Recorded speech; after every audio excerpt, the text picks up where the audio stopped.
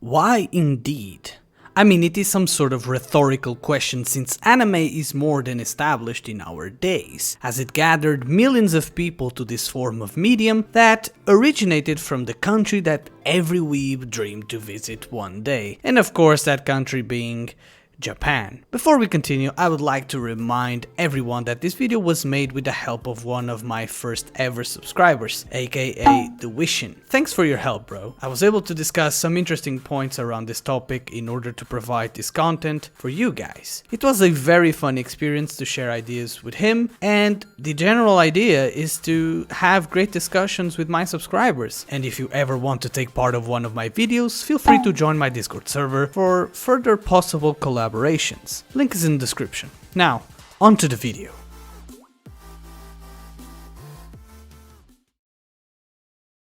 It is interesting to point that anime we watch nowadays is quite different compared to its origins. Like everything, anime started its legacy in the beginning of the 20th century, in a form of projection screens that the Japanese traded at the time with some countries like Holland and China. Those were called utushihe.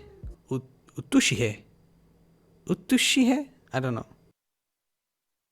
Sashie. Sashie. Jesus, the U it's not pronounced apparently.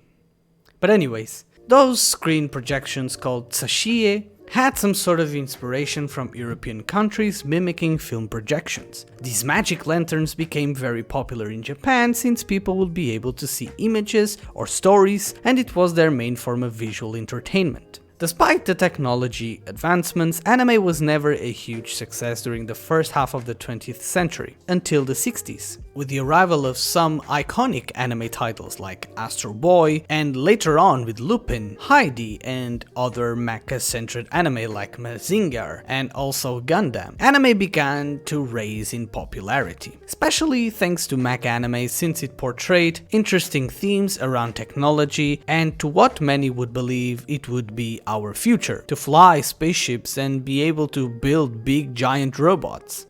Robots, we actually have them. We have some that were built before. The idea of space adventures and tech was a current theme in our society, and this was apparent with other forms of medium, like the Star Wars franchise, as it fed the interest of robots and mecha in general. Obviously with time, anime kept expanding itself towards other horizons and genres, as we saw those accomplishments with some of the most iconic anime titles ever, like Dragon Ball, or Evangelion, Cowboy Bebop, Sailor Moon, and the list goes on. It began to attract many people to this world of wonder, where imagination was the only boundary. I don't think that this popularity was only noticeable in Japan. Many companies from Japan and the West made business agreements between them with the purpose of expanding their businesses to outer seas, allowing us to have access to anime too. Personally, I remember back when anime aired on weekend mornings and me and my siblings we would watch our favorite cartoon shows.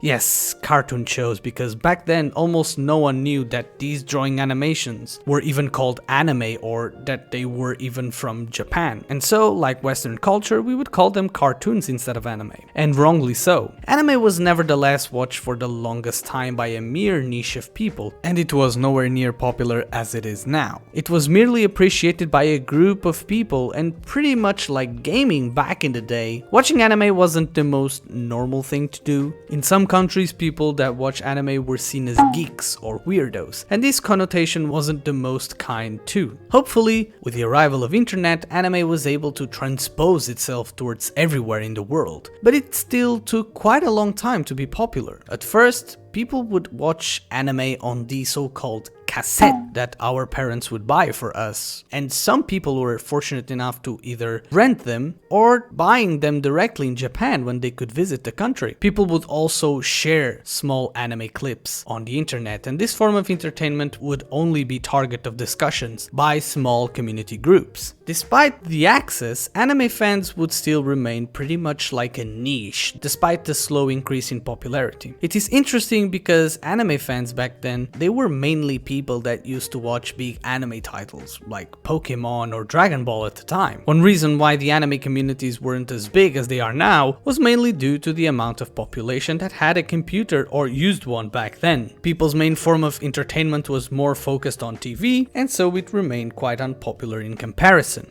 But with the arrival of torrents, inevitably the access was never this easy. Many would download torrents of their favorite anime shows and watch it with their friends and family. My brothers and I did exactly that back then. However, it is after 2010 that we witnessed a big explosion of anime.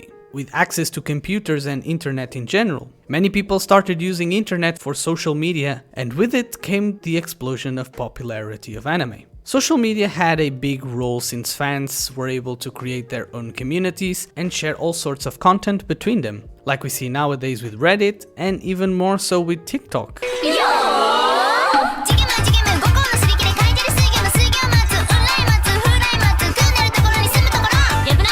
Wow, amazing!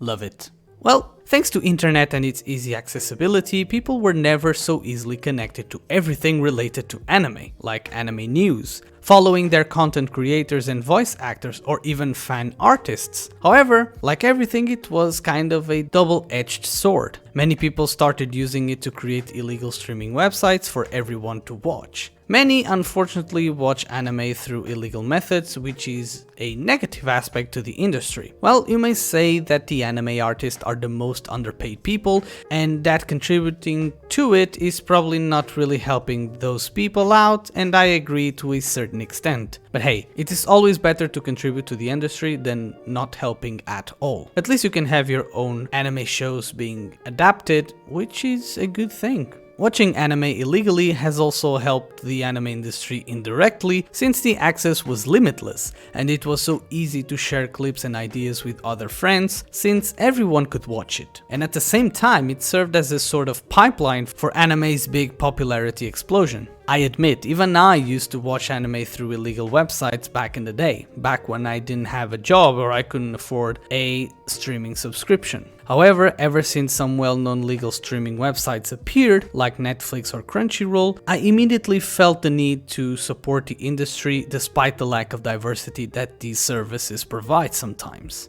If you go a little bit deeper, there are specific reasons why all of us watch anime. I watch anime since I use it as a form of escapism, and I'm sure many of you do it too. But escapism can take many forms. Some people simply wish to put themselves in some main character's perspective and dream of going on an adventure, or be in an harem scenario, or dream to become a hero by imagining being a strong character that saves the day. Simply find the overall anime art style to be satisfying to watch, since it is appealing to the eye, with amazing hair and eye colors, the round and perfect forms of female and male characters alike, to the complex and creative design of certain characters. Others take different tales that can be told and be able to appreciate the exciting and complex stories that they are witnessing. All of these factors combined are only a bunch of reasons as to why many of us appreciate anime in general, and to be honest, it makes sense to be like that. I am grateful that anime is able to provide such a vast variety of shows with so many genres, plots and characters for us to choose and enjoy, and all of that is thanks to the high demand of anime fans all around the world. It is interesting, however, since many anime studios weren't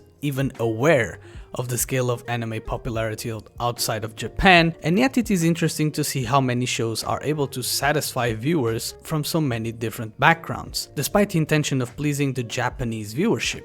Anime has become so huge to the point of being a worldwide subculture. Many people watch it from all over the world, and I believe the peak of anime's popularity is yet to be attained. I am an anime fan, and I'll keep contributing to this industry with the purpose of helping many anime artists that unfortunately receive the minimum wage and sometimes even less, and despite the precarious situation, they still do their jobs because they love what they do. If you are interested, you can check out this video made by Asian Boss where they interview an anime artist, as you have the opportunity to understand how tough their financial situation really is in Japan and how it should be a wake-up call for anyone that is interested in helping out those artists, because trust me, it is a huge help that we can contribute it to some way. Anyways, that'll be it for this video, guys.